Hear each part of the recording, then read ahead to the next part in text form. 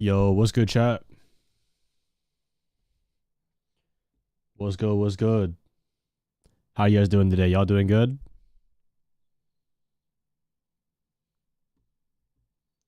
Just look at me now. My mic is not muted. Shut up.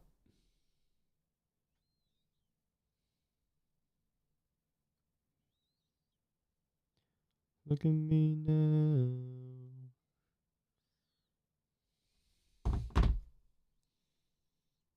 Do I have Supr added?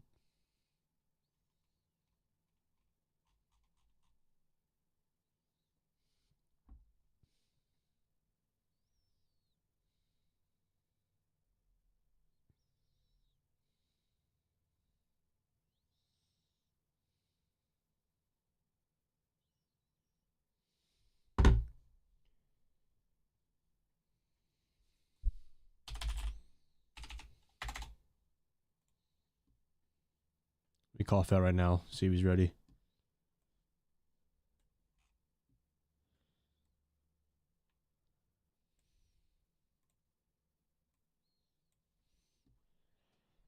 Haircut's fire. Thank you, bro. Yo, what's good, brother?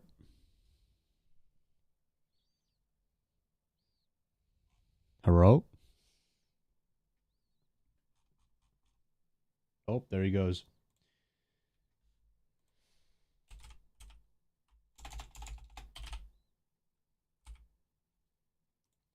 Just look at me now. Hold on, let me actually make a group chat.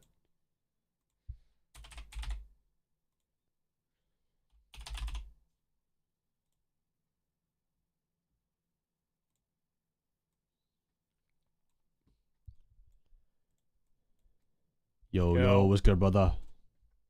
How's it going? I'm good. Let's see. There's Fett.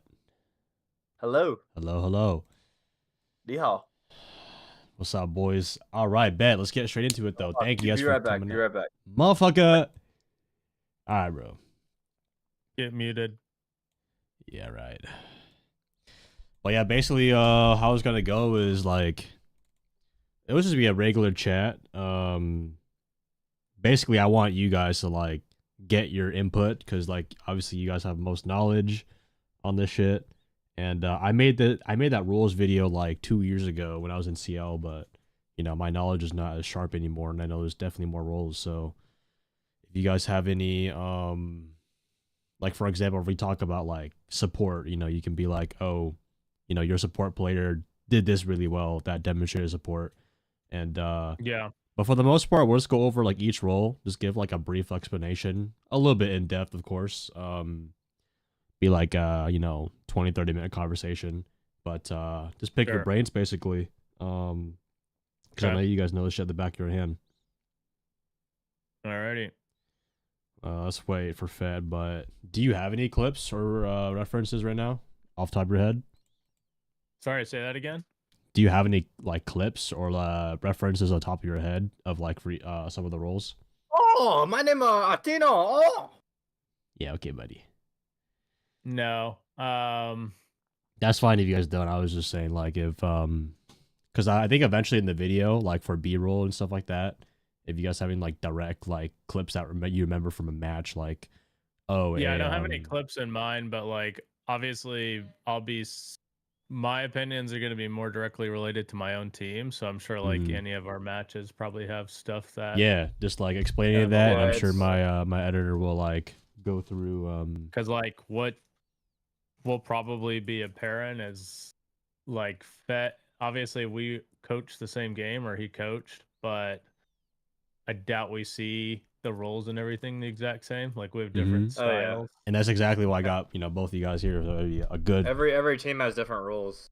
Just because like if you're a Beatty ass team, you probably still have a fucking flank watch, right? Or if you're like a Beatty ass, yeah. So. And I want you guys to explain. Literally bring up any role that you have. Obviously, you know, if it's not leaking anything, but like, I know. I like showing roles through blueprints. I think that's like the easiest way to explain. Do you have blueprints? You want to screen share? Yeah, I do. Cool. Yeah, I can. Yeah, just bring that when we. Do you want the camera on? Yeah, if you guys put your face cams on, that'd be great. This will be like main chunk of the video. Wow, who's that handsome? Hey, bro, you got your plaque? Yes, sir. Yeah, I got the black man. Yo, Wait, W's in the Sip, I chat. actually wanted to like say like yo like really amazing streams for the CL quals like for the console community because like I got in and you were explaining all the basics and I was like I thought you would like be too impatient for that shit but you're actually doing it and I appreciated that a lot. Oh, hold on. Get you good, kid. Damn, it's all Yeah, good. get deafened on, bro. Damn, I how, clear how my does it set. feel? How does it feel, huh? Jacob. What happened? I was saying like I really appreciated how you Yeah. streamed those CL calls. Like I thought you'd be too impatient to explain all the basics, but you actually were like doing it, and like it brought a smile to my face. You know, for all like the noobs out there who like didn't understand that shit. Yeah, well, I mean, I figured most of because I got like when I stream, I basically gain no followers because the people who watch me are the people who have always watched Yo, me. chat, Like how's the it's just volume, like by the way? people who are really into Volume good? comp. When I stream that thing for like 4 days, I gain like 3,000 followers. So I kind of Oh was yeah. just assuming that like those people have no fucking idea who I am or Yeah.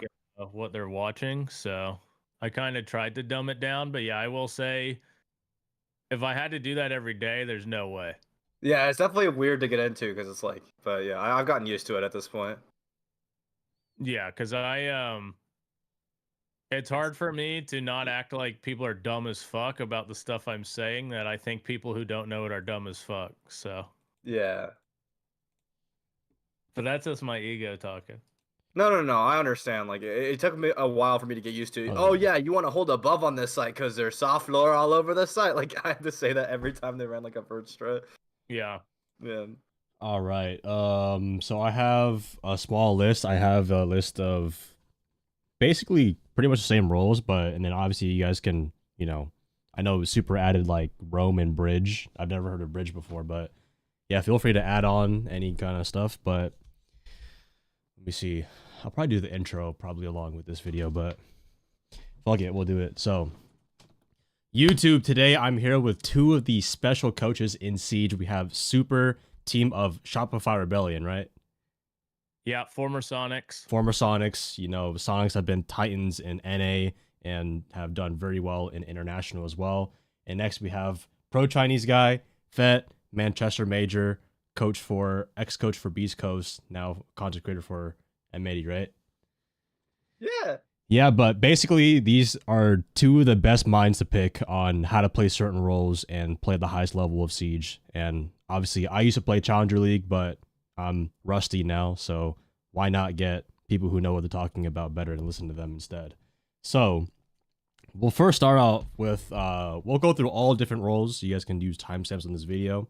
But first, let's talk about support. You know, we'll go for Fett first, and then we'll have Supr go next. So Fett, what's like your, what does a support role have to do in Siege? Like, how do you play support?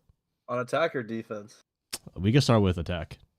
Okay. So I think traditionally, the attacks, we'll start with hard support, right? Because that's like the most consistent role across multiple teams. Mm-hmm. Is usually the hard breacher and the case carrier, right? Or the bomb carrier, the one that plants the bomb and opens the walls.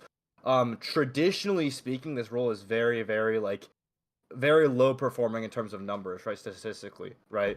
You get a lot of people on this role that basically their main goal, or at least what they're fed in teams, is that their role is to stay alive for the entire round, drone for absolutely everyone, get the wall open, and then put the case down, right? Mm-hmm. So they open the biggest, most direct wall. They, no one does not expect them to come from that wall, so they have like the hardest gunfights, right? And then they have to walk through said wall to plant the bomb, and therefore they will never have the element of surprise that a lurker or entry would have. So that's typically what attack sees as a hard support. On defense, it's kind of similar, right? Where it's like it's a low performing role because if you're the site anchor, aka the hard support, your job mainly is like plant denial or to stop a rush, right? Think about a smoke, think about your nitros, think about your chop operators. And if you're really thinking about some certain sites on like bank or like a C4 heavy site, what you do is you flip cams for your team at the beginning of the round, just like on attack, and then you stop a rush maybe, and then you throw one smoke lineup at the end of the round, and you're lucky to get any kills at all if you don't get messed over. And the only chance for frags for both those roles is in a 1vx. So that's my idea of a hard support.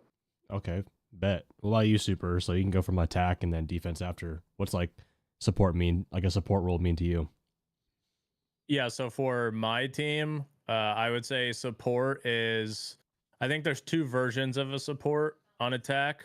One is like maybe the shield player, like Canadian for us is obviously our main shield player, Just a little prick. and he's Worst not the one who 4 months of plants my the life. bomb a lot of the time on our team. Mhm. He's about 50%. Surf plants the bomb a lot. Grixer, when he was on our team, he planted the bomb a lot.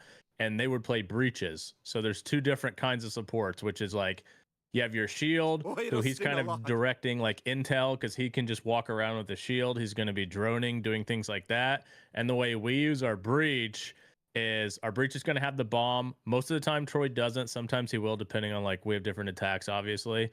But our team uses the breach to open up walls, and then we're holding while we're pushing.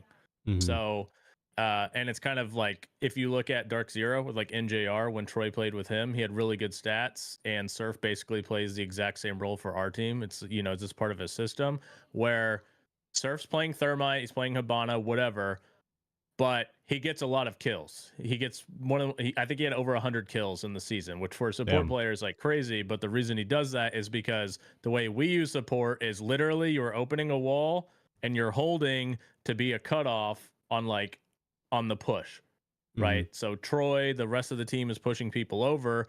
Our supports are holding for them to cut them off, and then once we've cleared, they have the bomb, they have the breach. Then they're just going to go get whatever additional breach they need, get in position to plant the bomb.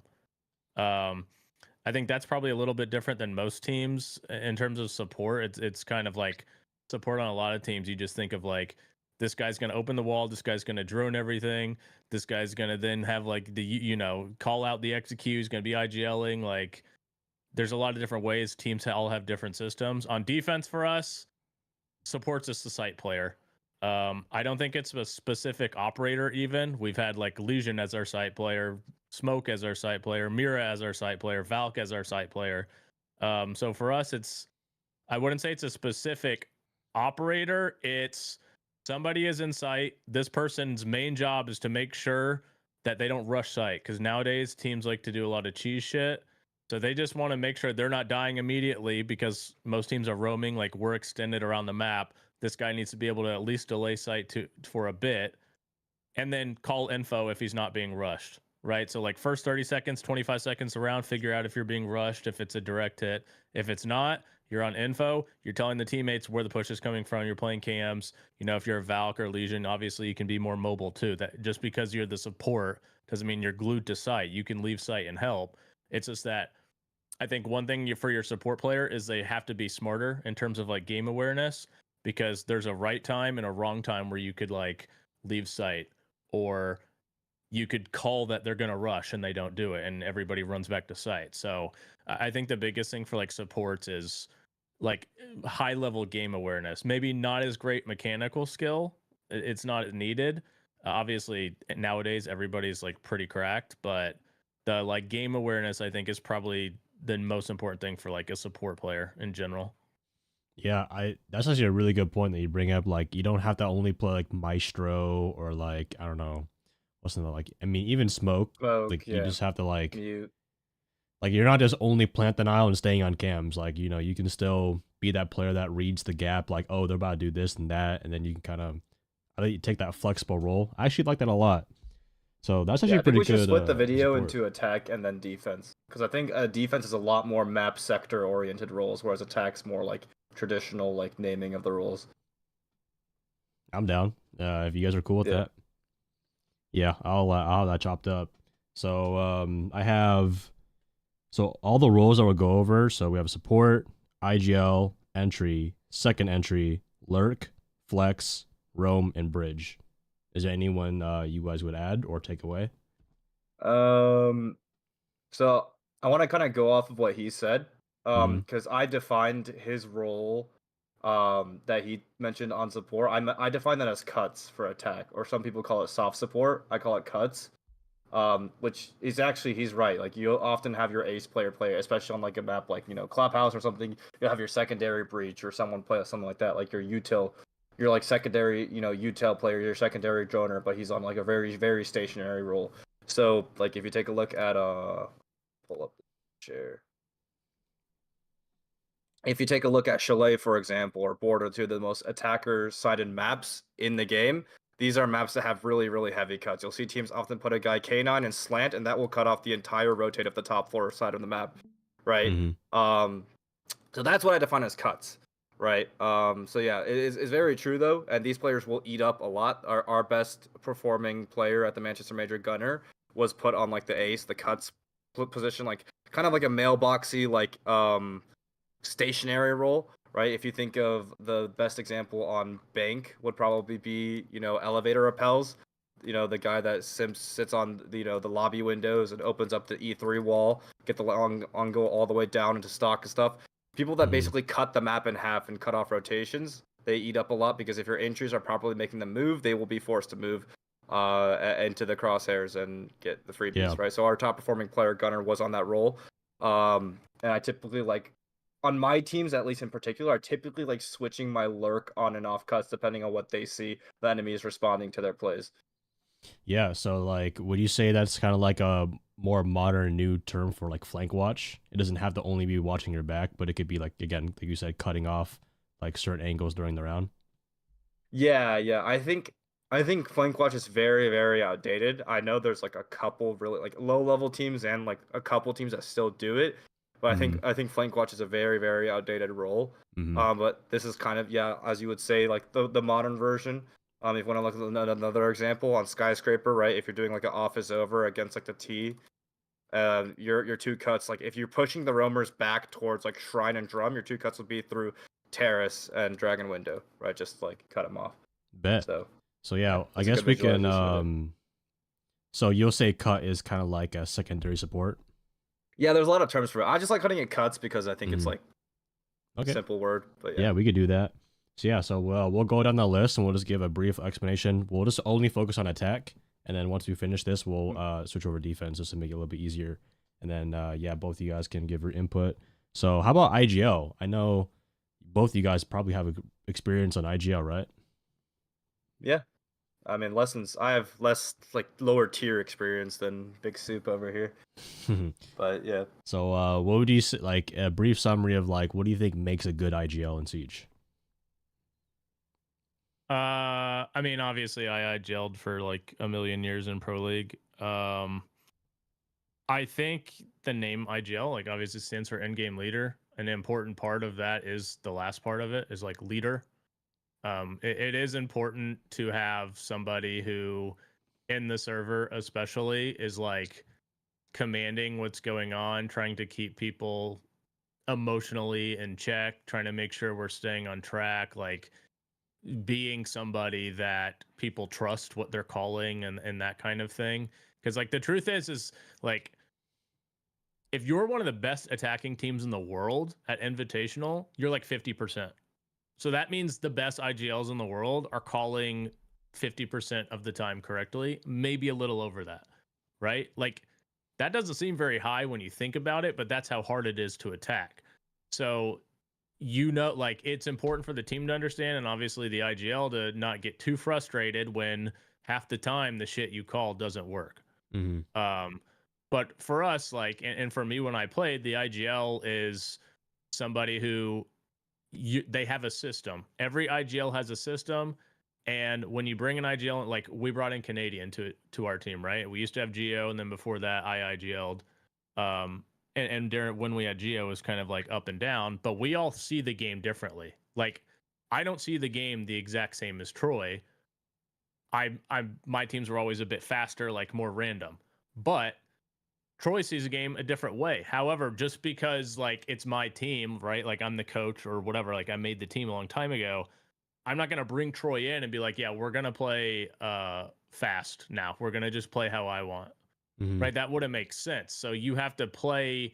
What I can do is like I can bring some of my like cheese plays, like you probably said, invitational. We ran a lot of like sense plays and like quick kind of plays like that. Like that's stuff that I can add to and already like obviously it's Canadian, a proven foundation of like a style of play. So like for an IGL on attack, that person it's their system. The way they call the game is how the team plays. and the players on the team, because to me the IGL is the most important thing on a team, the most important player is the players on the team have to be able to fit into the system, and if you don't fit into that system, then you have to find players, you do it slowly, obviously, give people time who can fit into, what the vision is.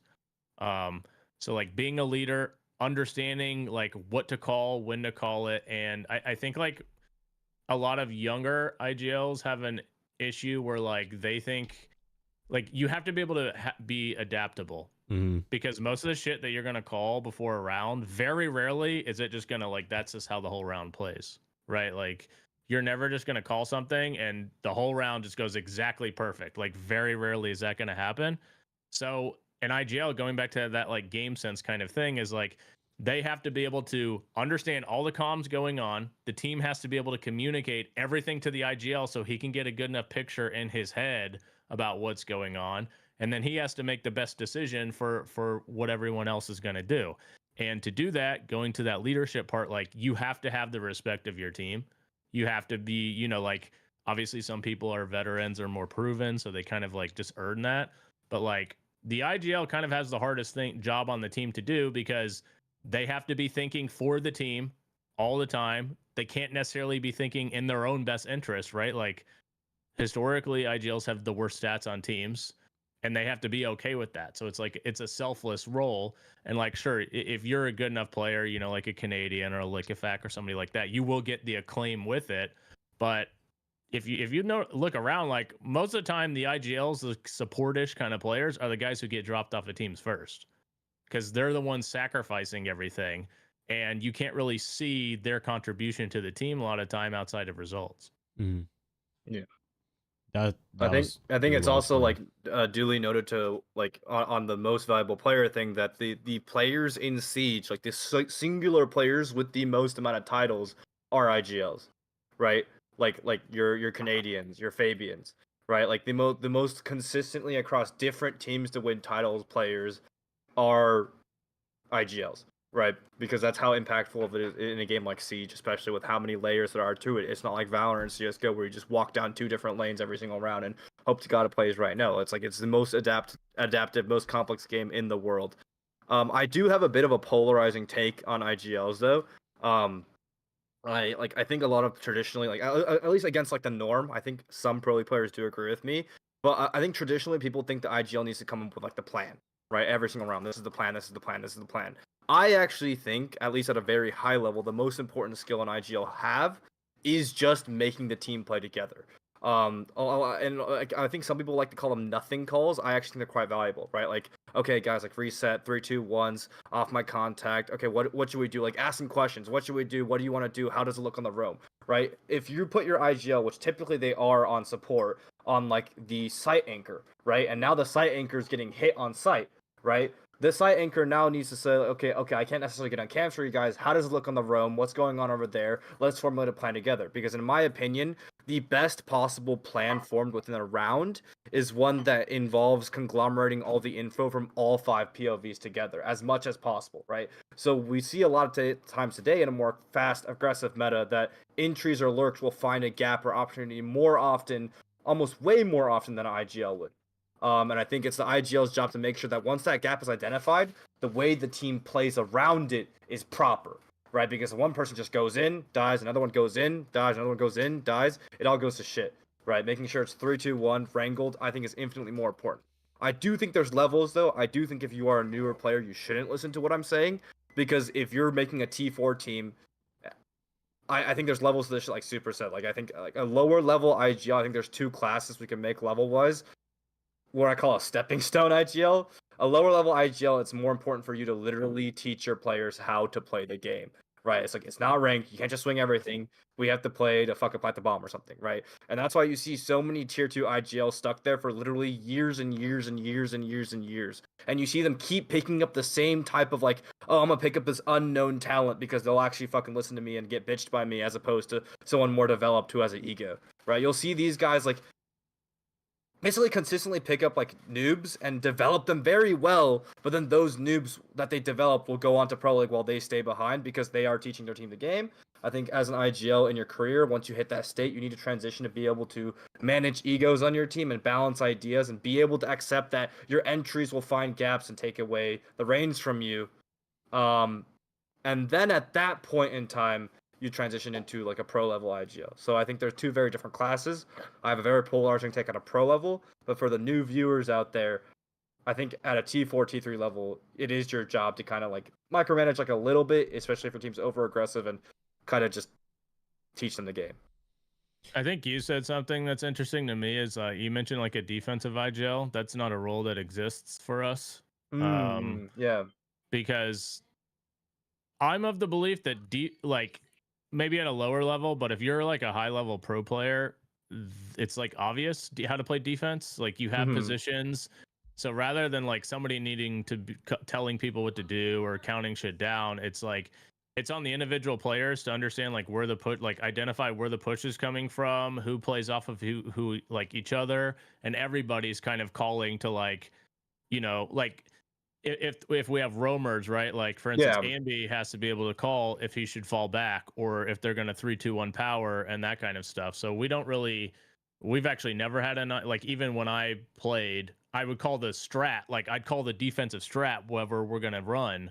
But Yeah, like there's no IGL like in the round. So I think that's like one difference in terms of I guess us that we don't really have on defense. The other thing you said is like to the point of like an IGL calling everything. I think I'm pretty sure like every pro team at this point, or at least the good ones, have what I would call like shot callers. So like sure, Troy is calling like the main push, but then that doesn't mean you have to do it, right? Like if somebody sees a gap, they can just fucking go. There's not, Troy, like we're not going to say no. So it's on everybody else. So like what we call a shot call is they see a different play that you can make. And then we just have to be in a position to like, if Ambi says he can get in sight, everybody just needs to be in a position where they can make a play off somebody getting in sight. Yeah. Right. Yeah. And so I think we do like obviously have a strict IGL role there, but it's not to a like degree where it's like, if Troy says this is what we're doing no matter what, right? Like people can do whatever they want as long as it's like, I mean, it needs to make sense, obviously. But if they see the play, we're never gonna be like, you don't make the play, just stick to the plan kind of deal. Yeah. Yeah, I was just clarifying like this distinction just because like I have been like looking at lower level teams, and lower level teams like clearly have like a one dictator system, I think, for the most part. So I've been working for them like I've been looking at them more recently than not. But you mentioned the defensive IGL. I think in practice you are correct. Like I think in practice you're very much correct. I think I only designated it because for my team specifically, Hot and Cold was a better site player than anyone else at the time.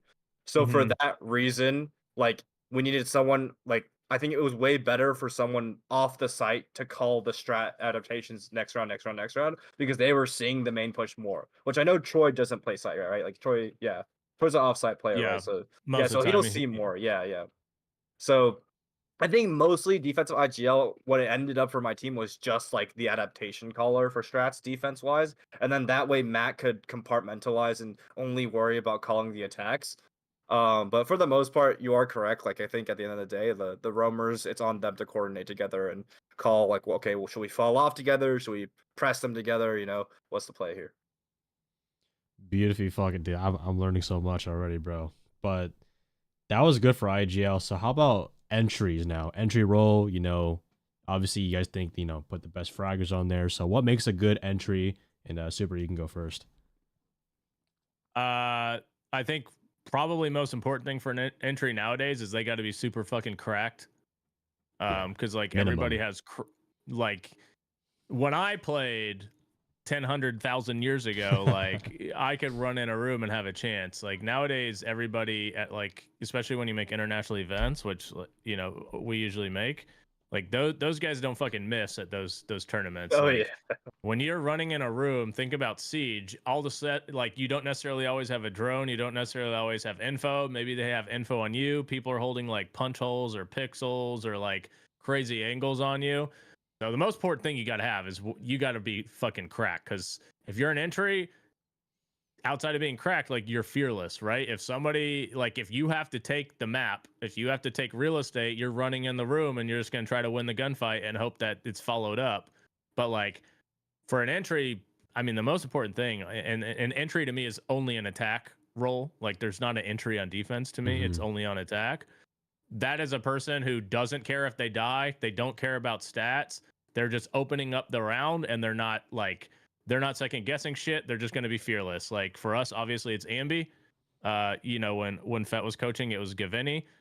Those are guys who are like, you tell them to run in a room, they're just going to be like, all right, let's see what happens. And they're going to try to open that shit up. And like, to me, that's really all it comes down to is like, I'll use an example because I think it's stupid, but Pamba on Dark Zero, to me, he's an incredible player. He's like to me, he's like a top 5 NA player. He's one of the best entries in the world, in my opinion. At this invite they just had, he had horrible stats. And like, sure, that was like maybe a bad event for him, but I see people like, oh, Pamba should be dropped and shit. And it's like, dude, you cannot, like, if you drop Pamba, you cannot replace Pamba. Like, great entry players those are people that, like, they're almost irreplaceable.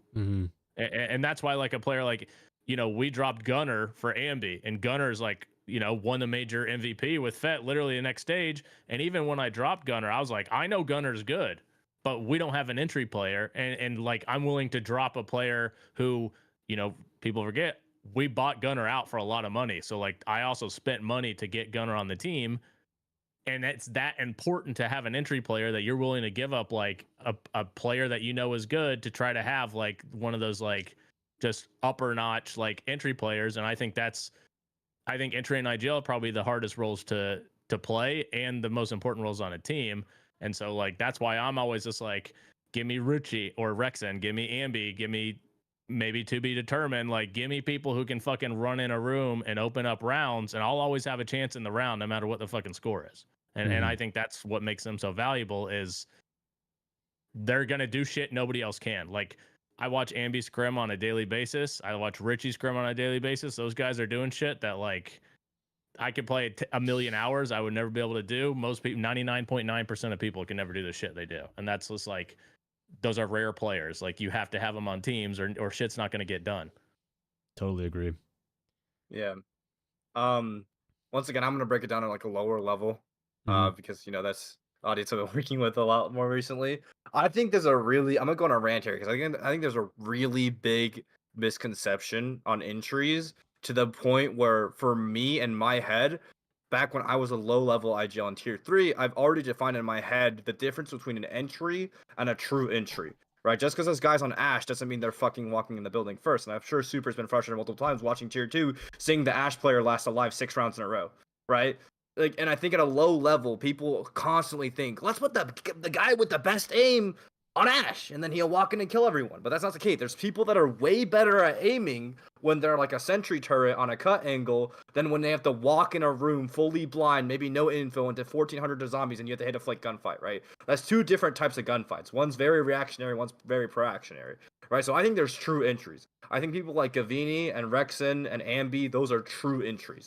Right, they will walk in a building, they have no fucking fear, and then I think there's fucking baiters. So for me, I've put a lot of value on true entries, true primary entries that will actually primary spearhead the push, because I think that is a speed limiter of your team. If you don't have a true entry in your team cannot go fast because there's no one to spearhead that push. Right? Even FaZe, which is historically a slow-ass team, they have Cyber. Like, one dude was like wife and kids, 28 years old, still running in the building at like Mach speed, right? Right? So for me, the most important thing for me with being an actual, if you want to call yourself a true entry, a true primary entry, is that fearlessness, that, you know, understanding of an entry gunfight as opposed to a baiting gunfight, as opposed to a refragging gunfight.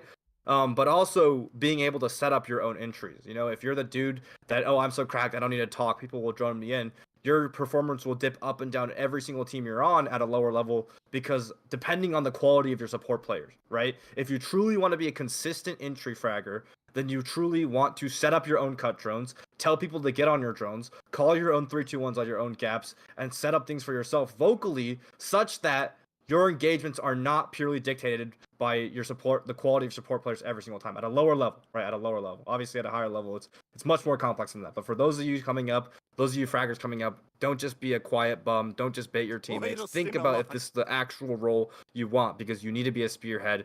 At the end of the day, the space is what matters, not the kills you get.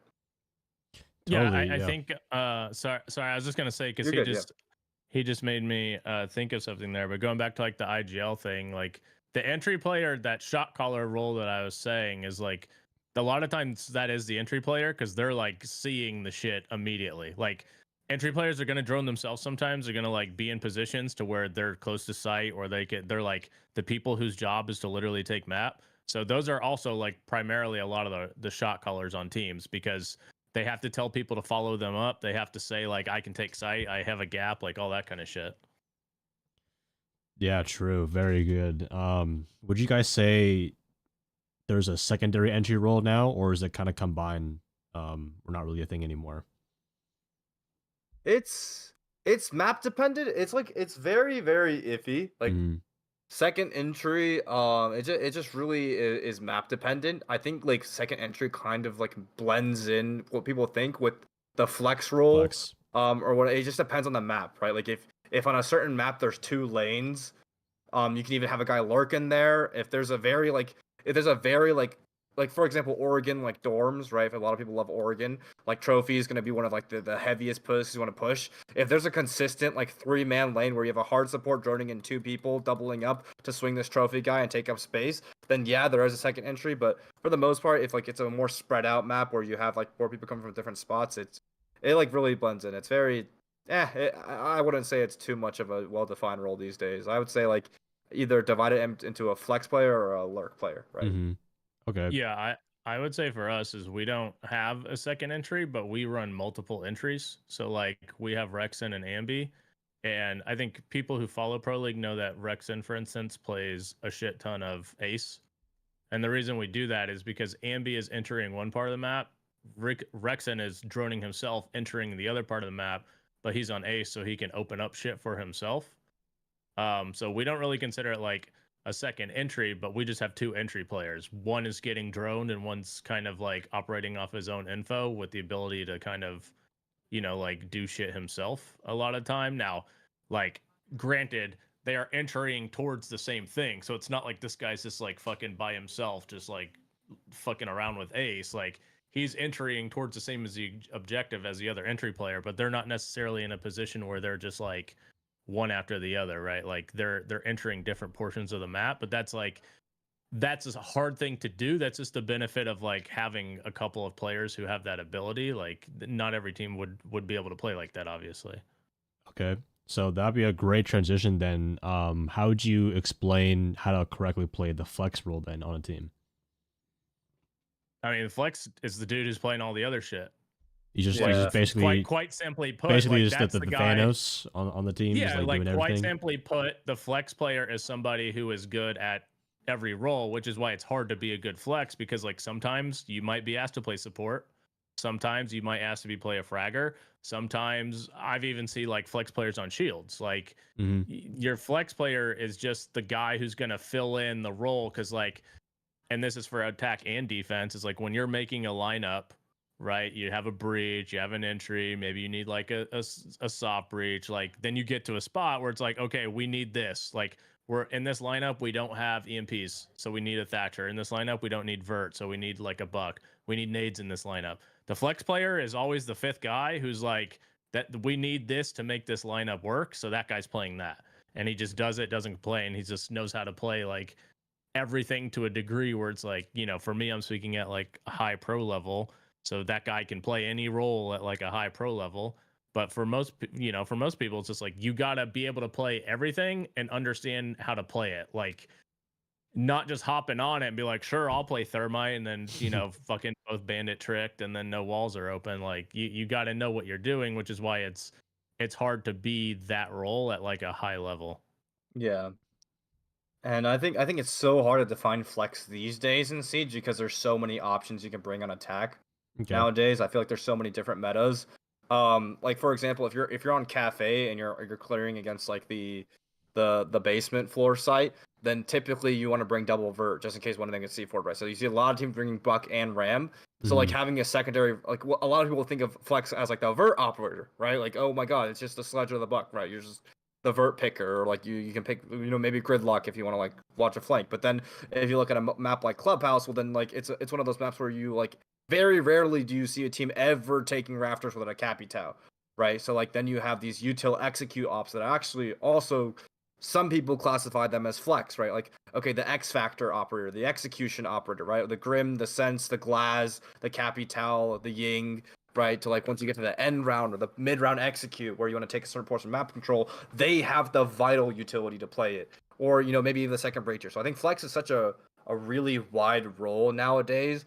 For me, on my teams, very specifically my teams, I like to have the flex guy be like the X Factor guy. Like they'll play like the Deimos, the Blitz, like because I know I had spirits, right? So like it's very very specifically tailored for spirits, but like the Deimos, the Ying, the Blitz, like just like the Capital, like the dude that has like that X Factor utility that can swing the round around on execute. So that's my definition of a flex player. And then I typically have like entries on like soft breach, and it varies very very heavily from team to team. But it's I think it's the game's so diverse nowadays. And I did want to talk about shields. I think it's a big distinction. I think very commonly on teams, your slower, more supporty type IGL player will be a very good pick on a shield for like Montaigne, and then your entries will typically be put on Blackbeard. That's what I see a lot. Spoits, like, or not Spoits, sorry, fucking first entries will be put on Blackbeard. And then Blitz, I think, is like, it just depends on how good whoever is on Blitz. I think I've seen like Troy play Blitz. But for us, it was like Spears play Blitz way more than Hot and Cold. So I think it just varies. Whoever's like the best at Blitz. So it sounds like, there's flex is just depending on the map, and obviously there's so many different freaking roles now. So, and I know you touched up on this of your cut player, but for a lurk role, what would you guys add any extra? And obviously this might be dependent on different maps, bomb sites, but what would you guys say like makes a lurk role like successful? Not baiting. I think there's a difference between, and I like this is a huge T2 issue, I think, is where like somebody's like lurking, but they're not actually like doing anything. Like, not, this is going to be insane to say, like, no glaze, but like I think a good lurk kind of player in T2 is stomping, because like he will take ops, and a lot of time he's by himself, but he actually takes the map and he like looks for gaps. Like, to me, a good lurk player is, they're by themselves, but they have the game sense, like the awareness, and a degree of fearlessness, but also caution, so they're not just like first pick by themselves across the map, where they can effectively play off what the main push is, because the lurk is not with the team. The lurk is a solo player. So they're playing off of the team, but they're able to also identify, like, again, gaps, if they see like gaps in the defensive setup, if they see an opportunity to make a play, like they're kind of it's a playmaker role, right? Like we haven't necessarily played the exact same, but when I played, Grixer was our lurker, and he was like, I think he still has the all-time kills per round record at SI, and that's just because that person kind of has the freedom to do whatever the fuck they want, as long as they're doing it like in a manner that the team plays off of, or they're playing off the team. So that's the most important thing, is like, if you're a lurker, lurking isn't like you're crouch walking across the map, your whole team's massacred, and you're like, just got into the building and you're like holding an angle, waiting for somebody to run into you. Like, a lurker needs to be a playmaker, or they're kind of just useless. Yeah. And for you, this is gonna be a Fett, very I was gonna Go say, ahead. like, Gunner's your lurk player, right? Yes. So this is gonna be a very, very like really shitty example, but I think one of like the only good example I can give of like, what a lurk actually brings to a team, like when the rule was first incepted. Because I think a lot in really old times in Siege, actually, I feel like even old teams had lurks, but like, I think people started really utilizing it correctly around the like Astralis, Rogue, G2, and W7M era. So if you think about bank, right, and you think about like roaming down the top floor, if your team, like traditionally, if you're like at a very low level and you're doing a fully one-sided push over, then the enemy team in their crossfire spots simply just have to watch one side of the map, right? And like having another entry come from the other side sure is great, but they have no resources, and that's what they're called a lurk, right? They're typically entering for with minimal support from their team other than maybe like one cut drone hell at the beginning of the round. But what happens is if you have even one dude on the other side of the map coming lobby side up red stairs, that makes it so that the enemy has to question whether or not they can watch fully onto one side. And I think at a high level, at least because Supr broke it down at a low level, and I fully agree with everything you said, at a high level, the true power of a lurk is, in brain rot terms, the aura they have in that spot of the map they enter, right? I think the most important thing a lurk can do is get in the building off the rip of the round as fast as they possibly can, get inside the building, take a certain part of the map, and then start having that presence that now the enemy, okay, I can no longer be safe anywhere I go on this map, ever. Cafe is one of the best examples for this because the most popular top floor site, hold on, where the fuck is Cafe? The most popular site in ranked at least is top floor, right? And the most popular defenders like to do against these window repels, all for taking top floor, is run out. Right, they love to run out, every single like, underneath. They look through this door. They love to fucking run out over here on any people repelling. Like they love to run out on these people. If you have a lurker getting into reception at the beginning of every single round, then you have every single run out cut off immediately off the rip of the round. It's the best example I could possibly think of. Right? So just having that presence on the map that, okay, shit, I'm a defender. I no longer can just walk anywhere that isn't the main push, I think is the most important idea of a lurk. Then it gets really complex, right? It's like if you have a lurker trying to come up white stairs off the gap, like Supr was saying, but your main push is coming piano side. Okay, what's more advantageous to us? To have this lurker take first contact and then pull all the defender eyes onto white stairs, and then our main push goes off of that, or to have our main push be the distraction, but there's no beepers on main stairs, so this guy comes and hits a backstab while everyone's distracted looking that side. So it's very, very nuanced, and it takes a lot of awareness, right? Because one, you can't just walk in and die in 2 seconds. Then you lose all the pressure you had if you're solo taking a part of the map. But two, you have to maintain that pressure such that your entire team doesn't just fucking die, like Supr said, and you're just like sitting there on fucking first floor. Okay, I just walk up a staircase and I have nothing for me right now, right? You have to constantly apply pressure in a way that helps your team or plays off of your team at all times while staying alive. Yeah, dude, 100%. Actually always tell like this basic like tip in ranked is like you can see a lot. There's always going to be a lot of gaps, a lot of things going on. Even if you're not that much coordinated, if you're solo queue, just like look at where's a gap or an opening that you can take. Like you getting that one kill. Oh, their back is turned towards me because they're too busy facing the breach. Then you can just hit them from a different angle. So that was a very, very good point right there. And now, I think we've covered most of for attack. Going to a little bit of defense, I know you brought it up a little bit, Supr, but what would you guys define like what makes a successful roamer or roam on defense? I think the most important thing on like a roam is the ability to play time, like not just immediately throw your life away, because the whole point of a roam is obviously like ideally you can get 1 kill or 2 kills and you get out, but like a successful roam can be you get 0 kills but you waste 2 minutes, or you go 1 for 1, because like there's a lot of statistics that we track where it's like if a defender goes 1 for 1, like a 4v4 is like an 80% defensive favored round. So like if a roamer literally gets 1 kill and then dies, that they just made you a huge favorite in the round. Like the hardest thing to defend is a 5v5, because then everybody on attack can be in a perfect position. If it's like a 4v4, there's a gap somewhere that they're used to covering. Then if somebody's planting, now they're man down as well. So like for us, the main role of a roamer is to obviously like try to get kills, because you're going to be fighting the entry points, typically, right? Like you have people with you, of course, who are like playing off of you, but mainly like you want to kill time. You want to, if they're trying to clear you, you want to make it difficult for them to clear you. Like shoot their drones, so they have less info late in the round. Going 0 for 1 in like 30 seconds is like a horrible roam, because you didn't kill time and now you're man down. Whereas like you can literally go 0 for 1, but if you're effectively playing your area, then falling back and playing your area, playing off other people, like coordinating plays, like, hey, I'm above here, somebody can C4 below me, right? Maybe you have a setup like that. Or you're roaming here, somebody's roaming next, like in the next room, you play my cross or you play my contact, and you're getting other people kills. Like, a roamer for teams can be in a lot of ways. It could be a bait. It could be somebody who's being baited by everybody else. It could be somebody who, like, literally you just tell them to take, back, like, a couple metas ago was like take Solus, run around, be annoying, and like try to find kills, like just flank.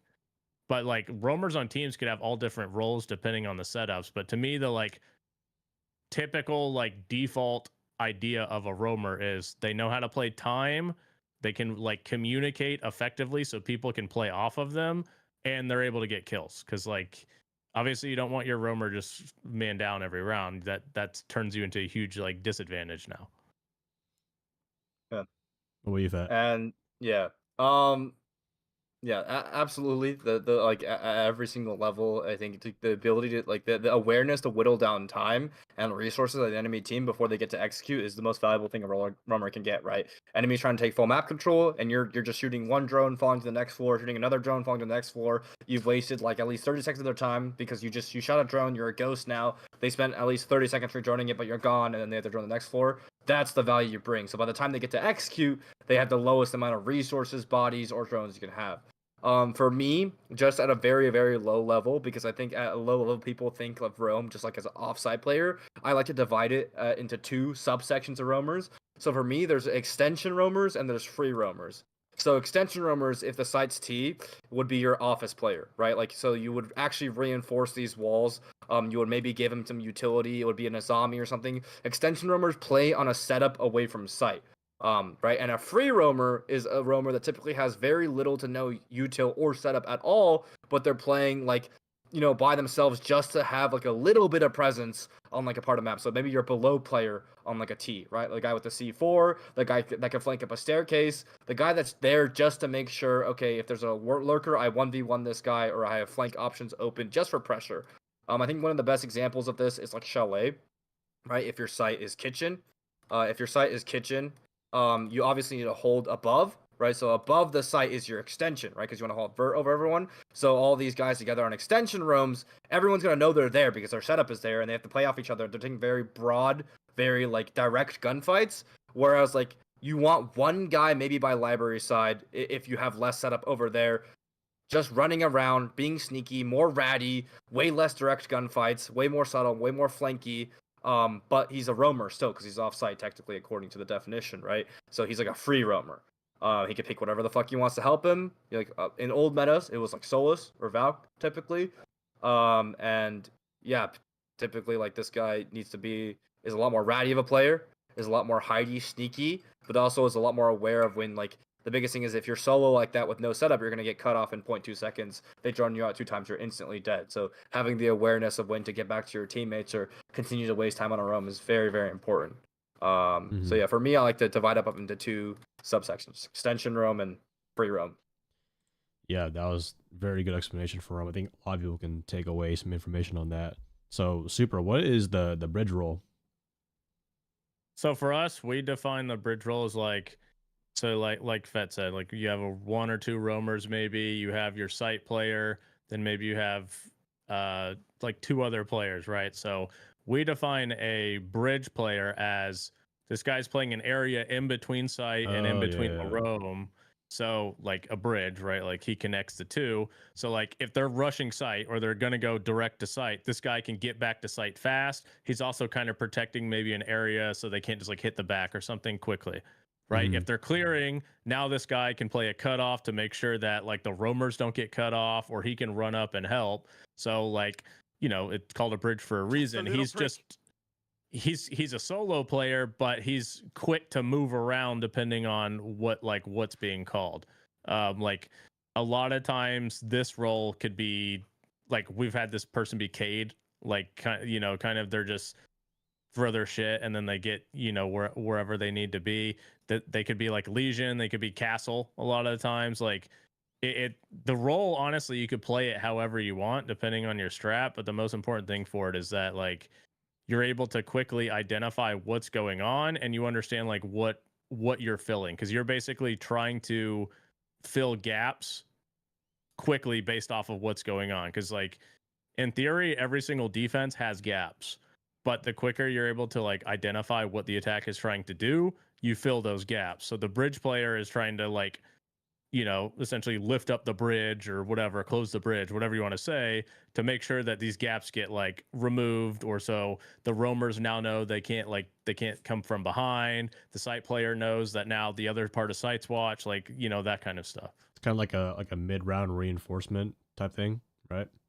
Yeah, it's just a player who they're not mobile, right? Like they're moving around, but it's a player who doesn't necessarily have a direct job each round. Like their round to round job can be different because they are pretty, what I would say is like reactionary to what the attack is doing. So they need to be able to kind of it's kind of like weird to say, but they almost need to be able to like predict what the defense is or the attack is doing, so they can kind of be quicker reacting than the attack is able to like take advantage of where they're not, in a way. Yeah, that was very well said. I've always like known like the bridge role, but I just never like actually heard it like the term of it. But that's like Yeah, that's good knowledge right there. absolutely. I think the best example, at least like a one floor bridge, right? If you think of like Villa defending Aviator site, you have your bar player, and then you have your main stairs player, and then if you're extending Master side, right, you have your stats player, and then you maybe have like a Astro or Deer player, right? The guy in between those two, you have two people over here, two people over here, and you have a guy top red. That's your bridge player. He's smack in the middle between site and the roam, so that if the enemy team is doing a 5-man push on a master, well, 2v5 doesn't look that good, right? Your bridge player runs to help these guys, all of a sudden it's a 3v5. That looks way fucking better, right? Same thing with site. If they're hitting site, it's a 5v2 on site. Oh, turns out we have a guy that can walk back right into AV to help the site hit. It's very good. A best example, in my opinion, of a 3-dimensional bridge is on Clubhouse, when you have like a SSG room. Pretty old and default now, especially. Let's say if you have an extreme version of it, right? Like let's say you have like 3 people top floor, right? And your site is basement, and you just leave one dude on site, right? Your bridge player would be this bar player with the moto hatch open, right? Typically people make hold across blue so that if this guy gets hit on site, well, your bar player can drop the hatch, immediately have holes into blue against the site hit, which usually does come from blue, right? If they top people need help, then you would just go up a staircase, right? And then you go help them out. So this is kind of a bridge player between floors, right? So that's 2 examples for anyone out there who's concerned about what a bridge role is. It's just a dude between site and the roam, just to make sure that, one, the enemy can't cut in half the site and the roam and just let all these guys fucking stranded and just like hit one side, and 2, be able to help and add bodies to site or the roam at a moment's notice, just so the enemy can't like, okay, it's a 4v1 on site, let's just hit site. Mm-hmm. Yeah, that's very well said on that. So we went through most of the roles, and I know we wanted to do mostly attack, but I think you guys provided already some good information on defense from both you, Supr and Fett. So is there any like on any of these roles, maybe like we didn't cover a certain side, or maybe like anything you want to add on some of the roles we have so far? At a higher level, I think there are like spots on defense called death spots or power spots, depending on like just like for example, I think garage rafters, at least nowadays, it's like a vital piece of map control, right? Mm-hmm. But hold on, let me fucking pull it up. Where the fuck is it? Yeah, these map blueprints are goated. Your editor can do it. Garage rafters is so vital, but then there's so many takes now. Like every single time you're rafters, you sit there and you go prone like 90% of the time, and then like you get Capital fired native 4 bajillion times and you insta die unless you go for a hop over play, right? Like unless you're Richie, which like then you just kill everyone. Richie's fucking different. I'm sorry, Supr. No disrespect to Richie, but like most of the time in other teams, your rafters player just gets bitched the entire round. But you can't not hold it. If you don't hold it, you insta lose the round, right? So like that's like a death spot. Right, it's like it's such an important position, but it's fucking AIDS. Like you just get railed. You just sit there and you just get railed, and you just pray to God that you waste like more than a minute there. So that to me that's a death spot, and then a power spot is also another very stationary position, but like is less to like fucking die on it. So like Cafe Pixel with the shields, to me that is a power spot. Cafe VIP I think Cafe is just a big power spot map.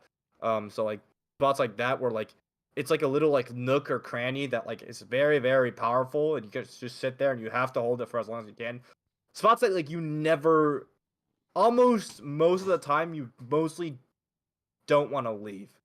I would say, if I were explaining this to a bronze player, I would say like you want to fight this spot heavy because you have the power, or you have to hold it to die no matter what. So I think the two like power spot, death spot would be like very like niche roles to add on to that. But other than that, I can't really think of Yeah, anything else. the role name for us would be like a turret player. Hmm. So like going to what Fett said, like using my own player as an example, like Richie's playing rafters. It's a stationary position similar to like a turret. So he's just gonna play that and try to survive as long as he can. Like back when Oregon was in Pro League, obviously it's in rank still. Like your blue player, a lot of time it's like that person's a turret player if they're pushing blue. Like he's not. You typically don't want to give up blue. Like they're gonna sit there and fight it until they die. Like it's just a position where you put people who are very like Rexon is extremely good in like stationary positions where he's just like sitting here and he's just taking fights, like he knows what he's holding angles, like whatever he needs to do. And that's literally what the role is. It's just you're gonna be put in a spot, it's gonna be a shit spot, but you just are really good at playing it that a certain way. You can stay alive, and you, like I was saying earlier, like if you can go 1-for-1, that's like a huge success on those kind of roles, because you are going to be blasted with fucking those rolls. That person's going to be flashbang. They're going to be fucking Deimos tracked. They're going to get bucked. Like that's not the fun role to have. But if you like action, that's the role where like that person is going to be in the shits. And some people are like very good at playing, kind of in the shits positions. Yeah. I almost forgot the most obvious one, like CC on border. Like any CC on border Yeah. player against like a good push, you are just in the fucking shits. Dude, yeah. Whenever I play that I shit, think I'm getting. he just made me think of that too, is like, because I didn't even mention it, which I should have, is like the position of that player is not something that they're like giving up, right? So like if you're a turret player, you're playing like a position like CC, they got to kill you to take CC, and people should be almost running in. If they kill that person, somebody else is running in there to replace it. So like the turret player is like, going back to, he said, the power spots, those are the important positions on a defense. So like every defense at like a high level, you understand like a win condition to the round, like how you're going to win the round, what's important to win the round. For most teams on border, CC is like the win condition of the round, because it can cut everything off from both angles unless you go like direct archive. So like those are the positions where people are like, it's like a zombie apocalypse trying to take it, because you're gonna have to kill somebody, and then people are gonna be running in there trying to retake it from you. Like those are the positions that are, like I said earlier, like you're gonna be in the shits. It's not gonna be fun. If you're really good at it, you will get a lot of kills. If you're not, you will not have you'll have a rough time. Yeah. Yeah, well said. So now that I think we've gone over most of the roles. So like, and like kind of, I like how you do it, Fett, where you kind of like dumb it down for like different viewers because it's easier to digest and helps them get like a little like a bridge to eventually learning more competitive play. So for both of you guys, what would you guys say like are the top three, in your opinion, no particular order, roles that people should learn and take on to practice in ranked, like at a T4, T3 level, just so like if they haven't been champion before, like what are three roles would you say are like the best for them to get better at? Ranked? I'll be honest, I don't know if I'm the one to ask on that, but I would say like I like Like I guess support. maybe not ranked, but like I guess like a just basics, Well, like so, fundamentals I of a mean, there would player. be a huge difference if, like, I think, like, honestly, if you're somebody in, I'm not even saying like droning people, because like if you're solo queued, for instance, Oh like yeah. you're not fucking droning people, but like just being able to take the fucking breach and like understand what walls and shit to open, like I think Mhm. that's obviously like important, because I've seen some crazy shit, like, or Yeah. how to like set up site on defense, like I think that's obviously important. And then like, not to be that guy, but like just entry, right? Uh-huh. Like Yeah. entry No, over, so like entry, the yeah, person that like fucking shoots everybody, because mhm. you're just more skilled. That can get you to a certain point in ranked, and then you run into people who are like obviously more advanced, but like to me, the two that I think would stand out is somebody who actually knows what the fuck is going on. So like your support player, and somebody who's just like skill diffs everyone, who's just running around like a cracked little kid. Yeah, I Mhm. think like I think like yes, like you can play ranked and you can like fucking run around every day, not know what the fuck you're doing, push a random window or just ban in a window, not really know what's going on. That's cool and all. If you actually want to learn the game, number one is to support on attack on defense. Just like Seth said, knowing the default setup for every single side, being able to do it by yourself because your teammate probably won't fucking help you if you're solo queued. Being able to open a wall, oh my god, like if it, at a low level, knowing that like okay, if someone's tricking the wall, only thermiting one side of it instead of the fucking middle of it, where like they could just trick any side and get your thermite off. Some people don't even know that. Some people don't even know you can rappel up to the top of a muted wall and like thermite it right side up and make it like an open breach, right? So like those very basic skills, very very important. I'd say a very helpful role once you get around like plat to diamond, plat, emerald, diamond is lurk or free roamer on defense, right? Lurking on attack, just like being able to like go in, get in by yourself, hit a gap. Because in rank, people just leave gaps all the time. Or on defense, like hitting a flank or a spawn peek off that. And yeah, those would be like my two most helpful roles. And then obviously, if you want to learn like if like being able to hold on a power position like rafters or CC, like your turret player on defense, or for attack, it would be like entry, I guess, just like being able to walk in front of your team. But on like a closing note, I want to like I really want to emphasize this to the new players. Like if you think about all these positions, if you think about like what they entail, like right, you realize that all of them take different types of gunfights, right? You realize that the turret guy, the guy that plays, inside of fucking, let's say, where's my clubhouse, dude? I thought I had it. Yeah, like the guy that plays rafters is taking way different gunfights than the guy that's just running around in lounge. That's taking way different gunfights than the guy that's just in sight, right? Or like throwing smoke lineups, right? Mhm. So realizing like, okay, am I better with more mobility? Like, am I better if I have a lot of space but I have no setup, but I'm just like playing like a rat? Am I better like, okay, I know where everyone's gonna come from all the time. I'm just in the shits, just fucking constantly playing aim labs. Am I better like, more laid back, but like at the end of the round, I get to throw a smoke lineup and I get to really stay up and help my team?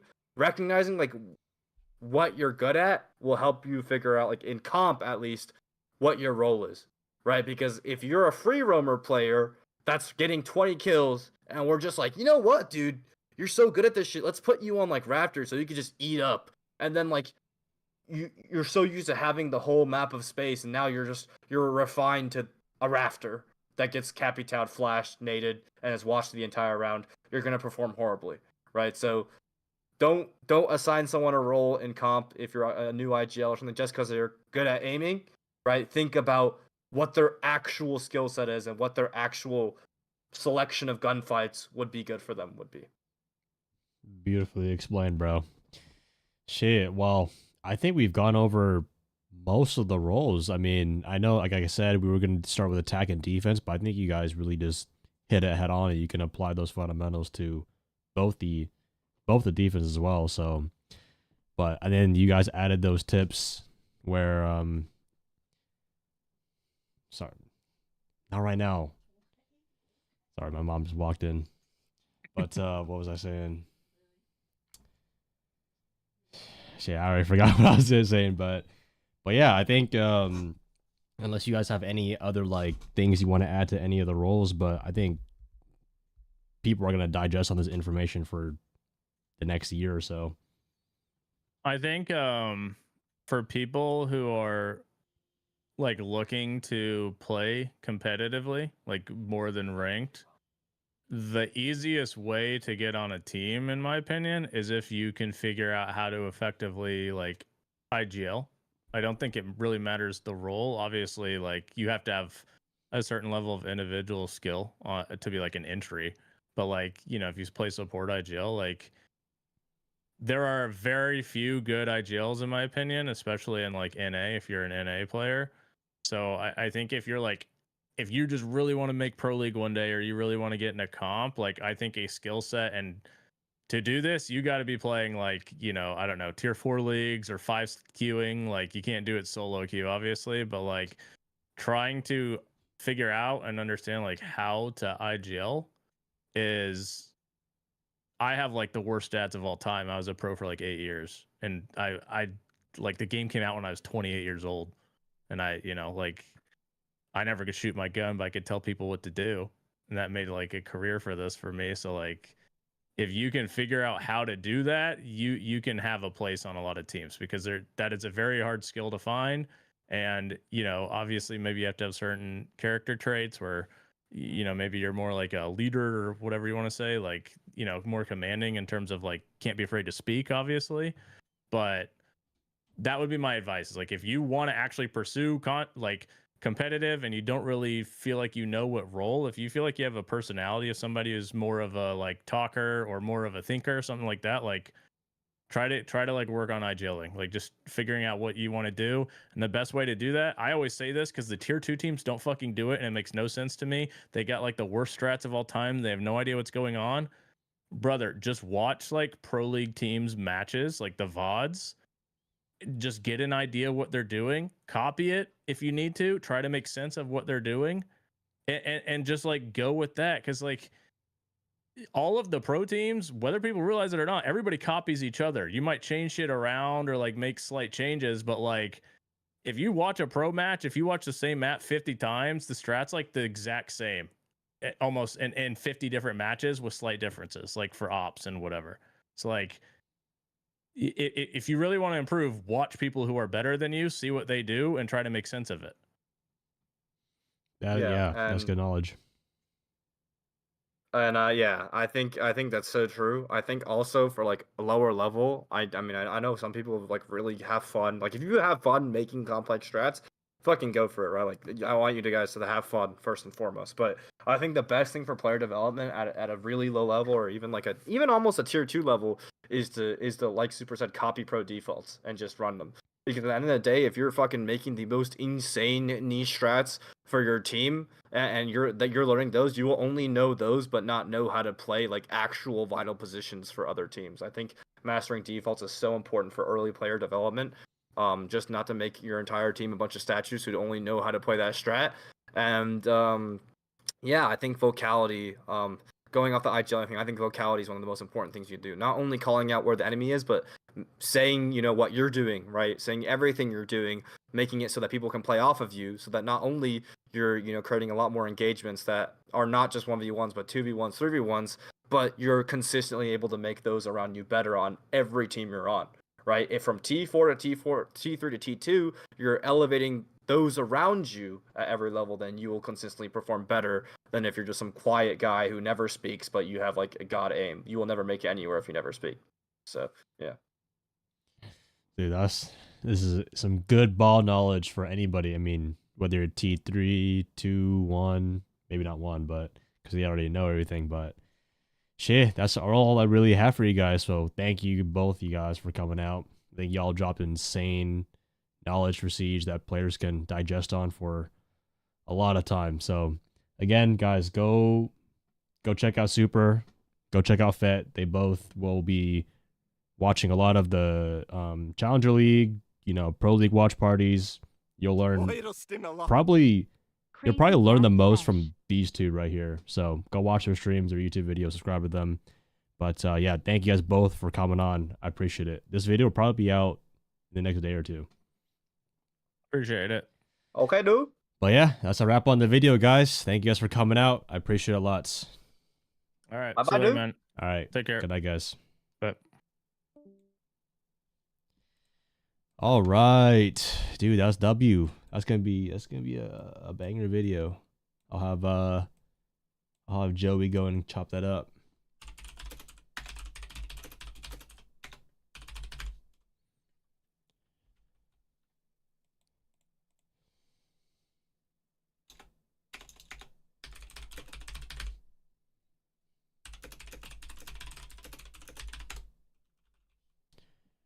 All right, bro. Crazy yap sesh. Yep. But yeah, no, but people like that shit though. They love it when pros just give their knowledge like that. But shit, bro, even I learned a little bit, But yeah, appreciate both of them for coming out. Idea for a series of videos with guys like this. Default strats. Oh.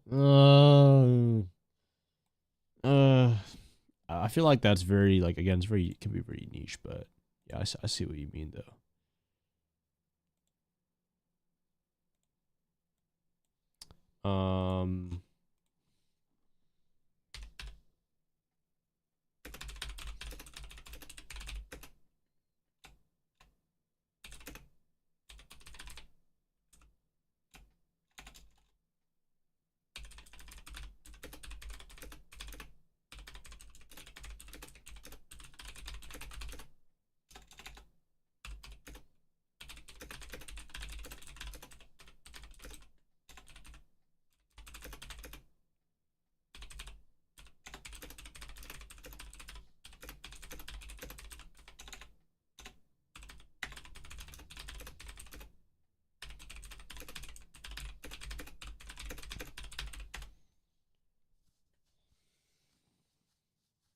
All right. Should we do some copper to champion? Yes or no? I'm so hungry right now, by the way. I wanted to eat, but I didn't want to eat during the video.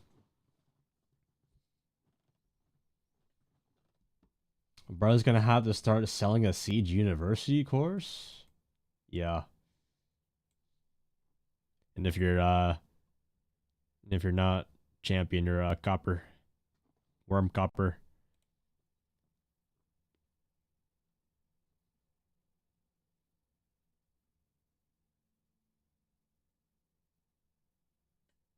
City, I'm curious, like, have you played Siege before?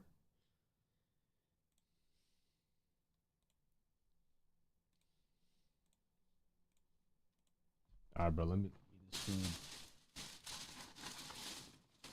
What the hell did he... Bro, the owner, or the manager at one of them, this guy gave me a hella complimentary, like, stuff for my food, bro. Maybe it's just the aura, bro. Bro just gave me, like, a ton of free shit.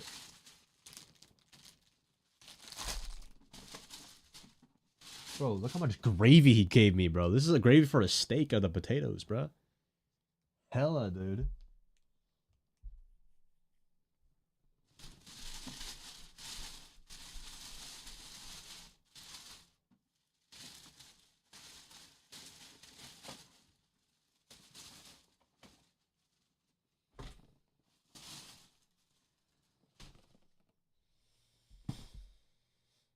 It'll be a free course with 5 payments of $49.99. Yeah, basically, dude. Something wrong.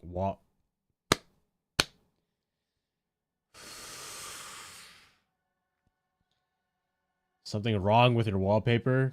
Nothing, bro. Yo, shut the hell up. Oh my god. Yo, Slay, thank you for the prime. Fart, thank you for the prime. Alex Jojo, thank you for the 11 months. Bro, you guys kept typing some weird stuff in chat. I was trying my hardest not to laugh. Bro, someone was like, who let the Asian dude from Fast and Furious get on stream, bro? I thought you guys were talking about Fett, bro. I think you guys were talking about Fett. That was funny.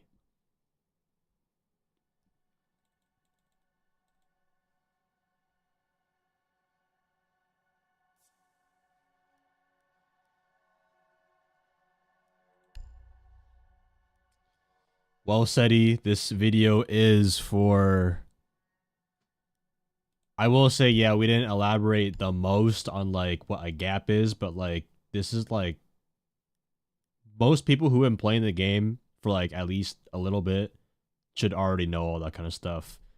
Like, I shouldn't have to explain, like, what an entry is, like, walking in the building. Like, it's more of, like, advanced knowledge on it. Whenever I get pro players on here, I don't expect them to explain shit to, like, coppers and shit, because that's my job, right?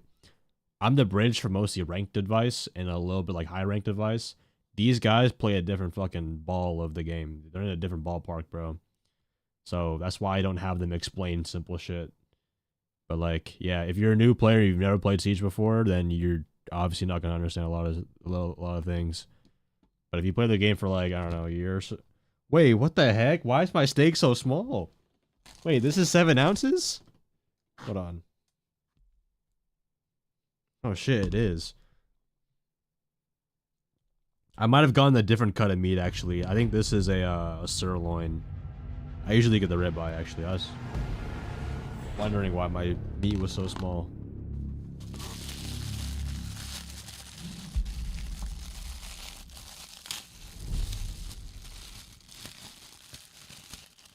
Show the meat, bro. Look at the portions of this. I mean, maybe it's just because there's a lot of asparagus, but like, it's 7 ounces though. It's a lot of meat still. It's a pretty thick piece of meat.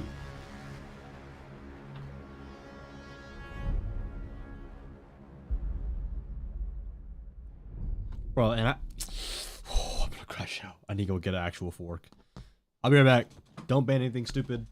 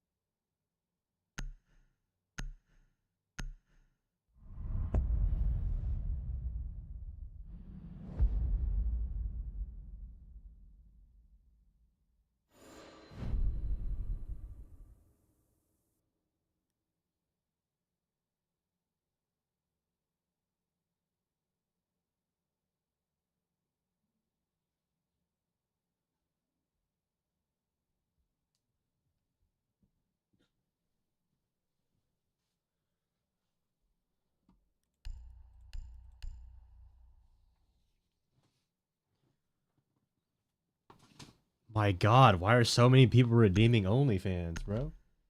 Can y'all relax?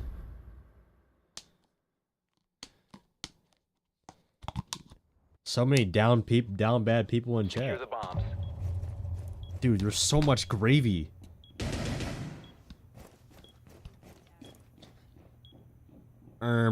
Is this gravy grass-fed?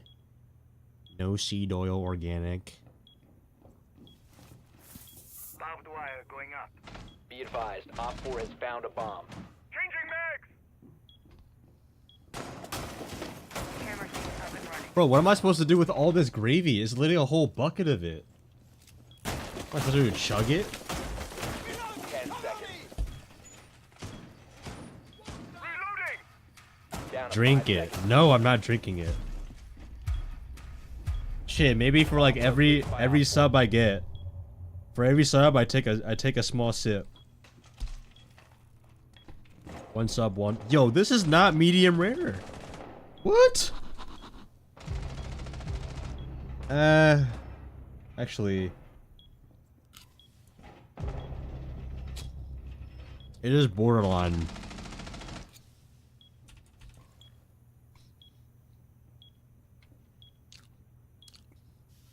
Chat, how do you like your steak cooked?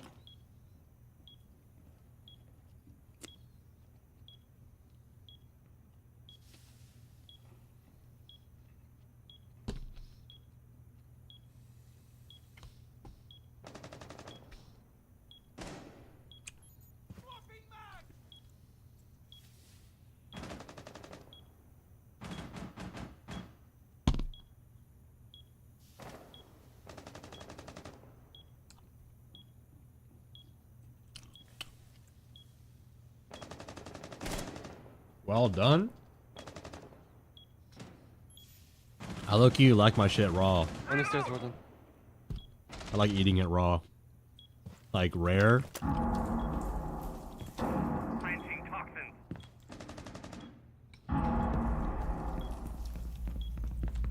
Bro, the last time I got a steak from this place though, there was a fly in my food, bro. I kid you not, it was the size of a fucking like pea, bro. It was nuts.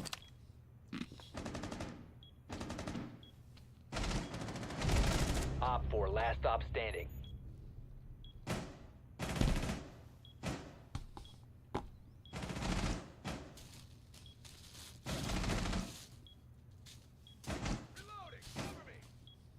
Did you catch a fly with chopsticks? Really?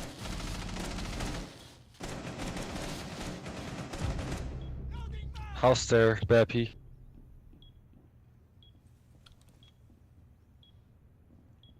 Did I've actually? I mean, What's VIP? what cut of steak do you guys like? I mean, I like sirloin Like because it's house? lean, but like, come on, bro, this is like Yeah. a ball of meat, bro. I'm gonna get the ribeye next time. What is Bandit doing? Op 4 eliminated. Mission successful.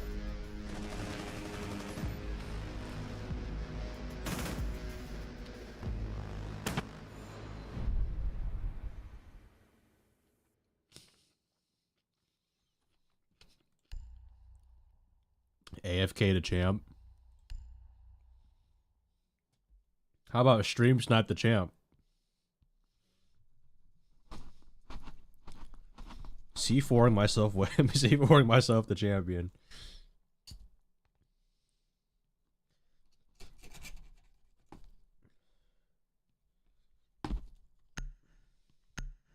It's hard to cut the meat on here because the plastic is slippery. Protect the bombs. Initiating jammer.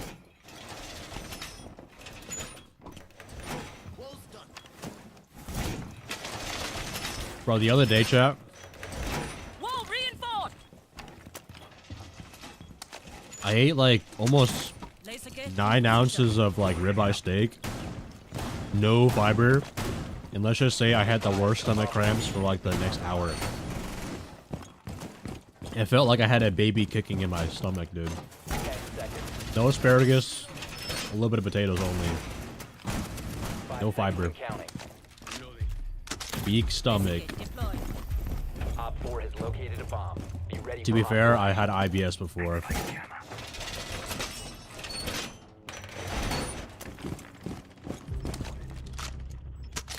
Surya in place.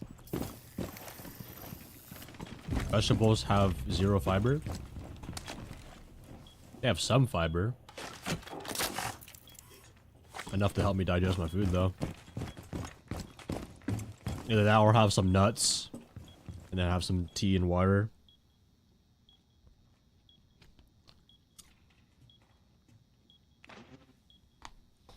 Also because I ate a lot of fat with it, too.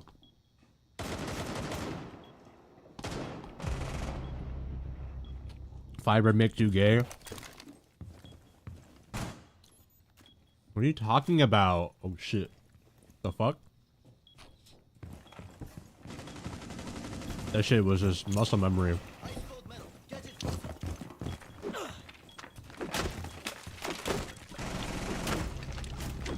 Toilet. Nobody toilet. He's half.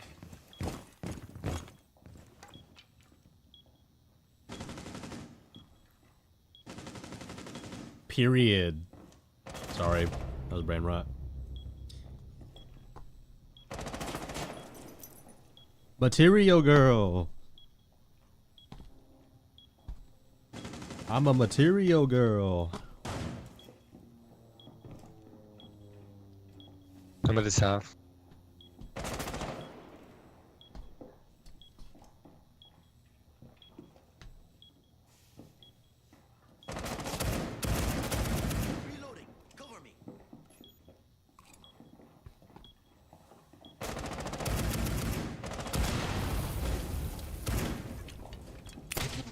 Coming up house.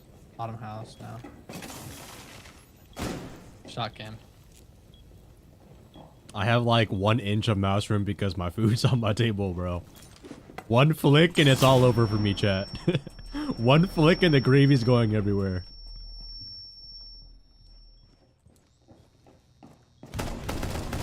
Op 4, last operator standing. Bro, I have to like, I'm like playing on a 1 inch mouse pad right now.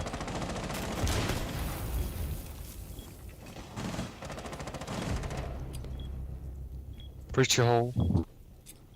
He's 20 health. Just watch terrace door. Down to 15 seconds. Time expires in 10 seconds. Friendly victorious. Hostiles eliminated. Yeah.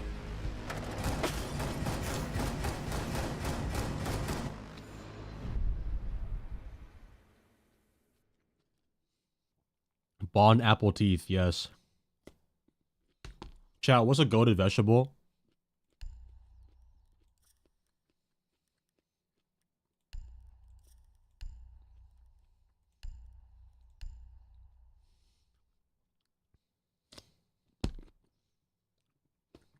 Lettuce most versatile. Bro, I feel like lettuce is just like air.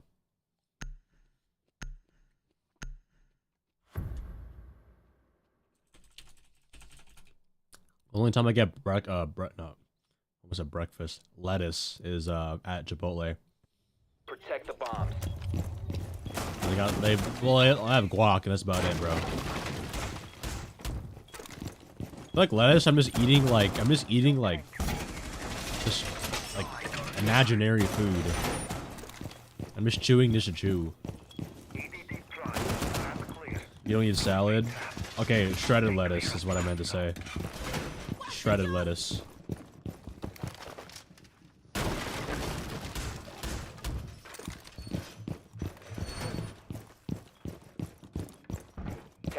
Yeah, I'm high off life, Slim.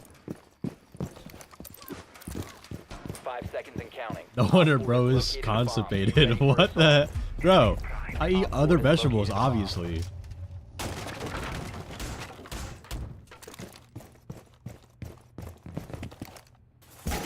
No, actually, I had salad, like, pretty recently.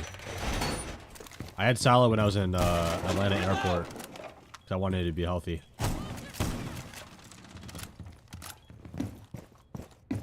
Fun fact.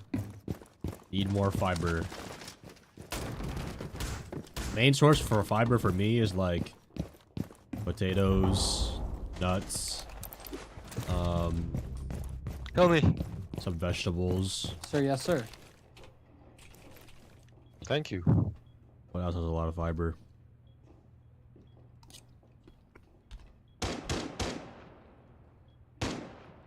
Fruits? Some fruits have a lot of fiber, right? I eat a lot of fruit.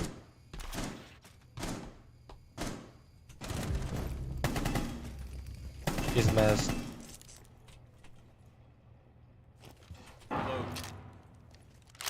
Yeah, they pushing mask. UFC. I'm literally playing, like, I'm not even, like, on my keyboard right now, chat. One injured. Died. One Sharon. Sure. Like, I just want to eat my food, bro. I haven't ate all day today. I've only, like, been eating fruit and juice. He's stream sniping. He's up top.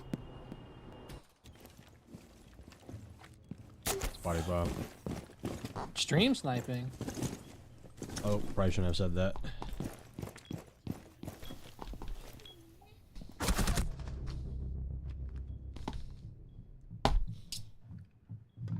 Potatoes have fiber? Yeah. At least I'm like... I remember looking it up somewhere. Potatoes have fiber, right?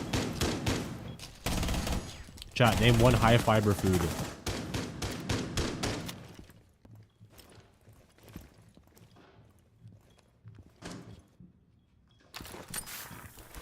Sticking it. Potatoes have zero fiber? Swear to God, I saw on Google saying potatoes have fiber.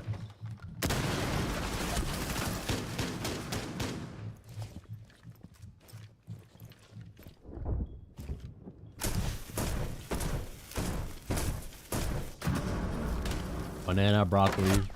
One friendly remaining. 15 seconds.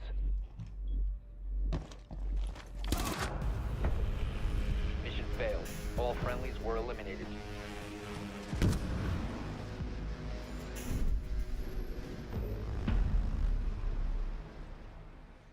Chickpeas.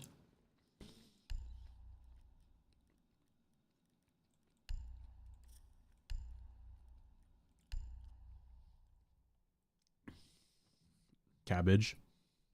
Okay.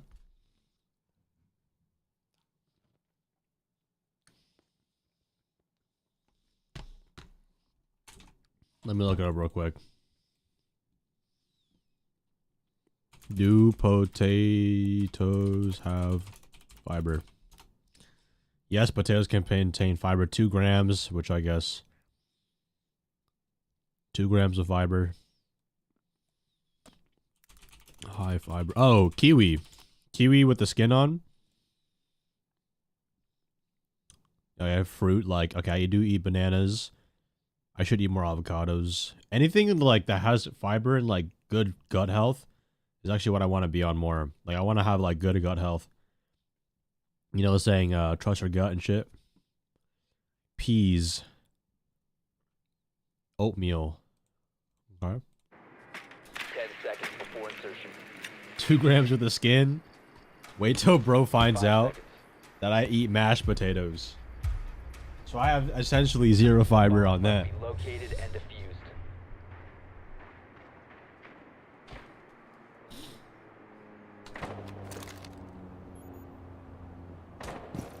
So my stomach's just digesting it raw right now. It's okay, the asparagus will help me.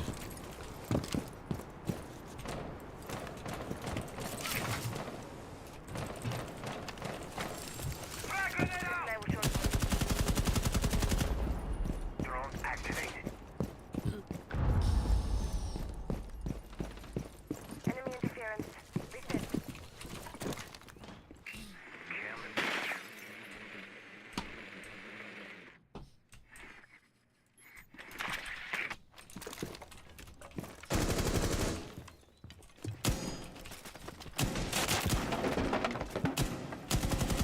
Loading new mag. Let's track Mozzie. Death mark tracker out. I see. Chow, what's a goated food right now that y'all been eating? I low-key been loving Burritos One drum. tacos. 2 round. Burritos tacos are pretty fire. I'll grab a cylinder.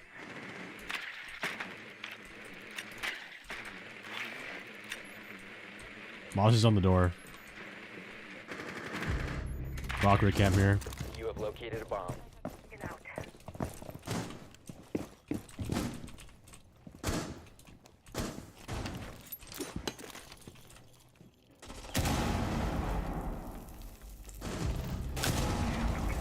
Geisha. Leisha's Yeah, on this dead. door. One's behind the A-bomb right now. Grenade out. Tracking Valkyrie. I think top black MT. You can reloading. Last Cover operator me. standing.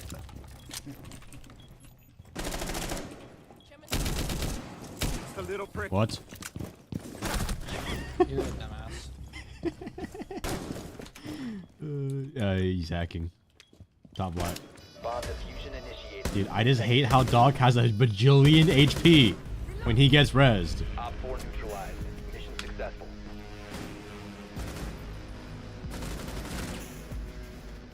Well, he's walling. No, he's not.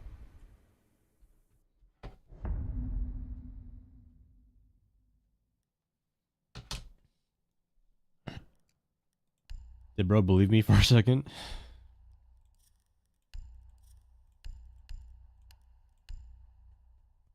Yeah, I use flash hider, invert, and laser on every gun, basically.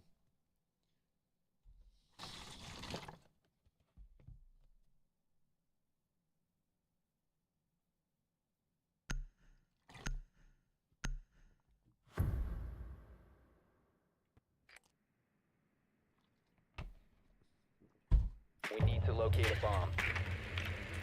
Nice cut, thank you. Yo, rate my new cut out of 10, chat. I have a rave coming up in a few days, so I'll be sweat-free. I'm gonna be in SoCal, bro. It's gonna be hot as hell.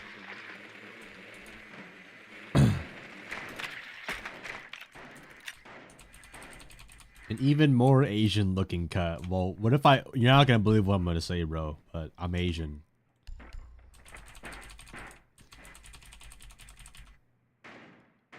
during the day. 10 F. seconds to insertion. I don't like working out at night anymore. 5 seconds. F Capkin. A bomb must be located and defused. Get double earrings? No. I don't like doing double.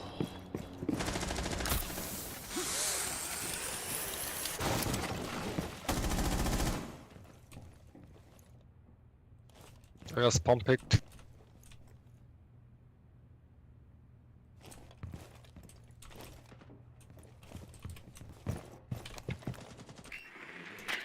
Thank you.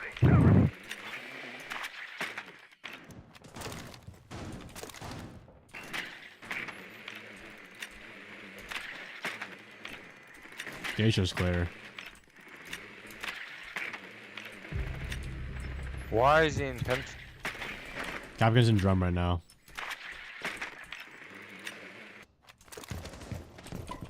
I'm watching black side Located a again. bomb. Okay.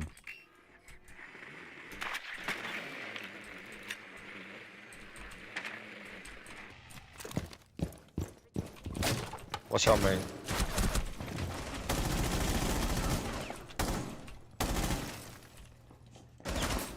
Changing mags.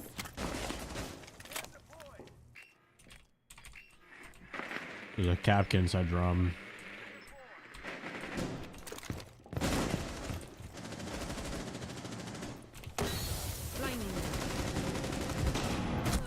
Smoke's close left. Oh, he's on T door.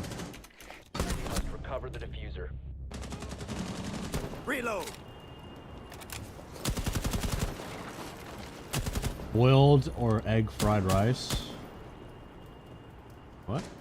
Shareni is screwed. The diffuser is now The secured. hell's boiled? Boiled eggs? Frag out. I'm not boiled eggs in a minute. Fried rice is Coming always to gonna be Sharon. good. Jera. Can't go wrong with fried rice. Nice dead. What do you even do at raves? You enjoy the music. There's like different like lineups and sets. You just have fun with your friends, bro. I'm dead exhibition. Yeah, people take drugs. You don't have to take drugs though. Grenade out. He's behind the mini bar right now. Op 4 last Nice. stop Oh standing. shit. Wait, Pud might be him. On the stair. 15 seconds Top house. remaining. Sprinted in, samurai. On the single wall, Online and active. Holy shit. Nice. Dude, Good bro job. thinks he's Usain Bolt. Mission successful. Bro's just sprinting.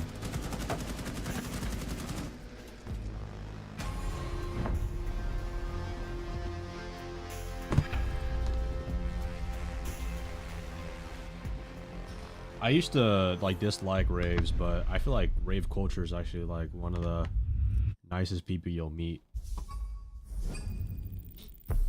I feel like that's how it is with a lot of like opposites in this world. Like they might give bad impressions. Like for example, if you go to a fight gym, the toughest dudes in there are typically the nicest guys you'll meet.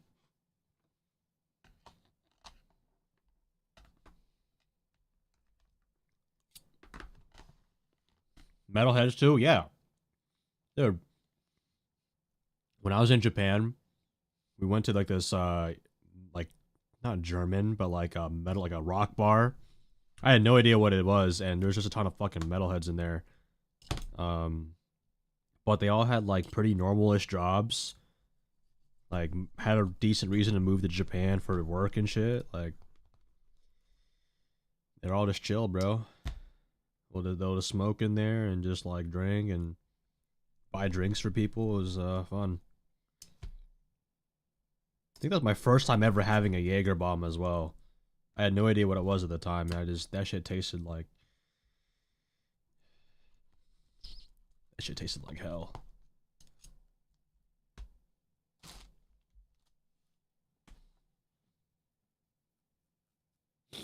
Ever had a Fat Burger? Not an XXL one, but I've been to Fat Burger like once.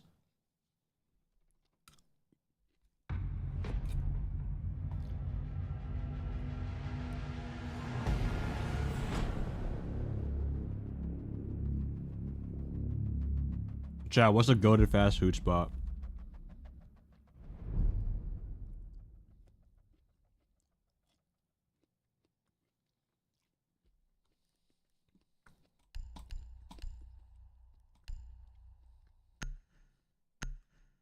Energy drinks and alcohol are no.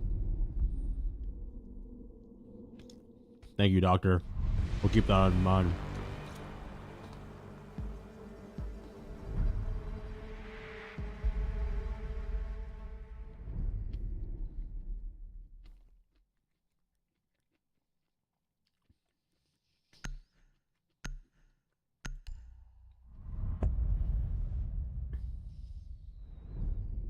I actually do like Wendy's.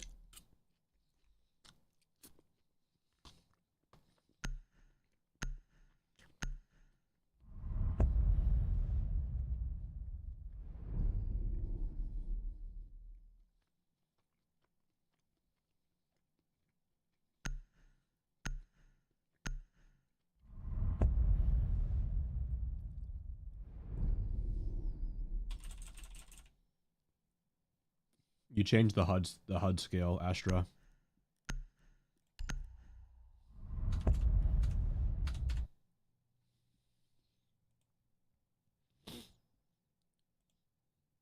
Now this rave that I'm going to is gonna be so lit because that's a lot of my favorite artists.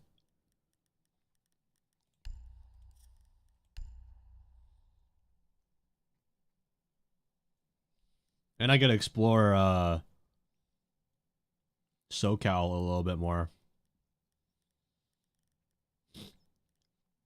Anyone here from Cali? Recommendations to explore in SoCal area? I'll be there in these moments.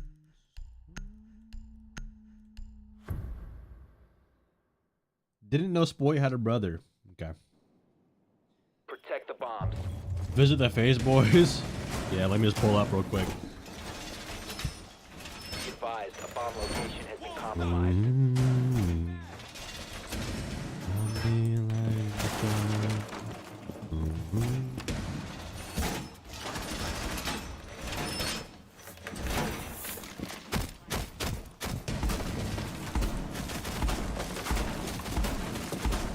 Reloading.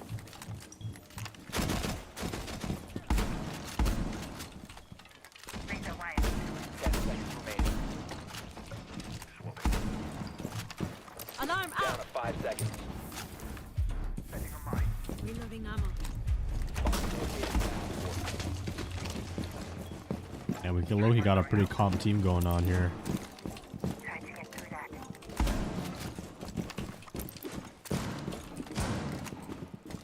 Next area is Yo, we have all 5 people roaming. Yeah, 5 people roaming, by the way. That's fine. I'm playing first. Alright, cool.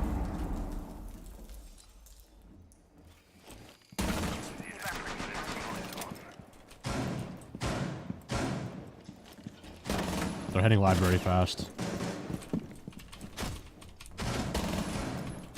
They have a blitz. One's big window.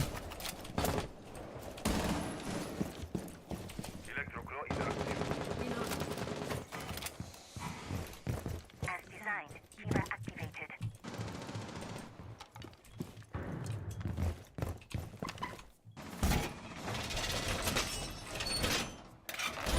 Almost done.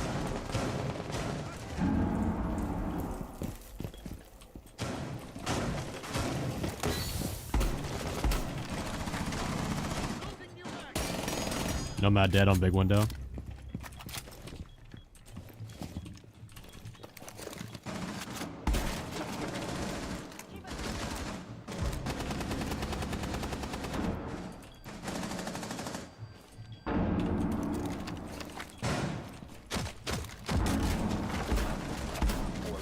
Oh my god, I accidentally shot that guy.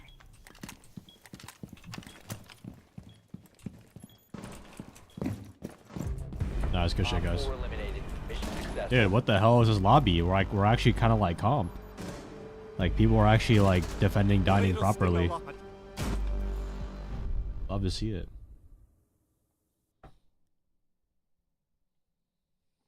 Pepsi whiskey's the best.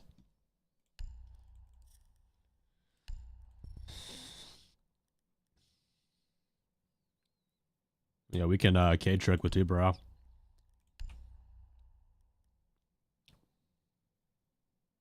Oni, thank you for the prime.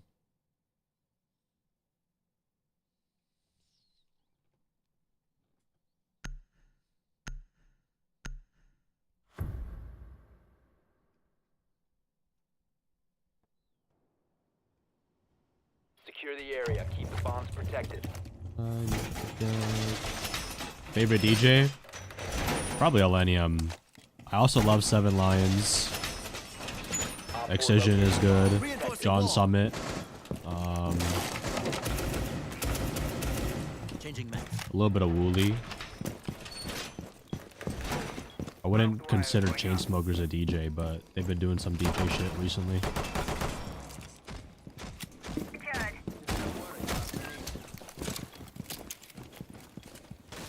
10 seconds left. Changing mags. Barbed wire installed. 5 seconds to insertion. Yo, Kate, if you want, just put your K call like right here. Bomb located by Op 4. Like when I tuber out later. No, not now though. Up to you though. Gotta reload. Yeah, just put it. Actually, just put it up there. Right here.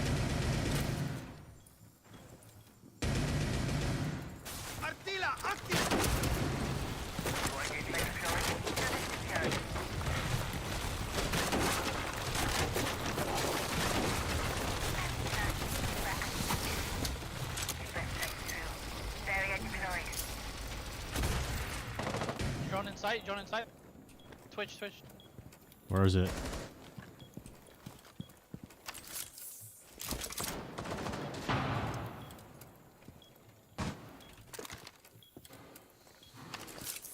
Keep our position.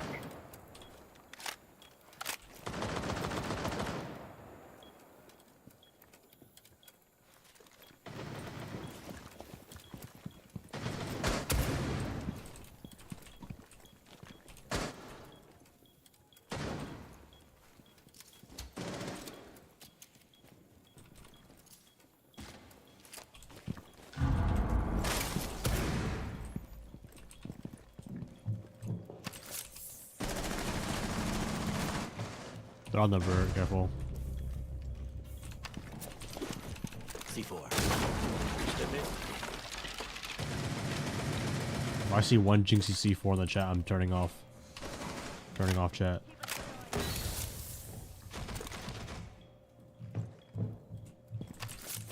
He docked me. Zoto in position.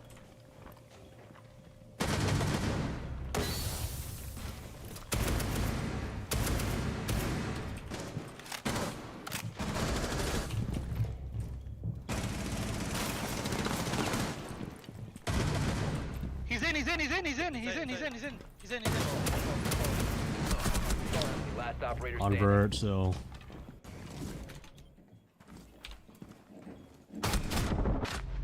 Nice try. Mission failed. All friendlies were eliminated.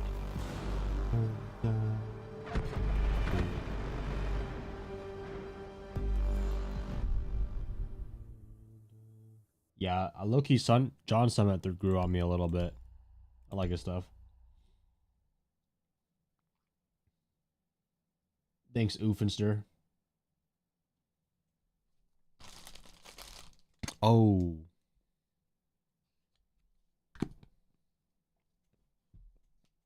Hold up.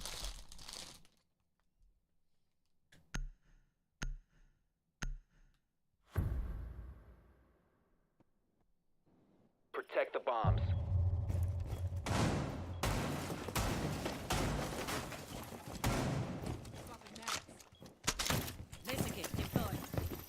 What up, chat? I actually, I might need to end stream because I do have somewhere I need to go. But I totally forgot after the podcast I wasn't gonna start a ranked game. But yo, 1 second, guys. I gotta restart my game. But yeah, all good though. But yeah, the the roles explained should be up soon. So thank you guys for watching. Sorry for the short stream, but I wanted to at least stream the 12 roles video. But yeah, follow my Instagram, Twitter, and TikTok. That YouTube video should be out very, very soon. It's okay. It's a 60-minute abandoned sanction. But yeah, can we get a 07 in the chat? Thank you guys for tuning in today. Good seeing y'all again. Again, subscribe to my YouTube channel, my TikTok. If you guys want to see my morning routine, just posted that too, you know? Mouth tape and shit.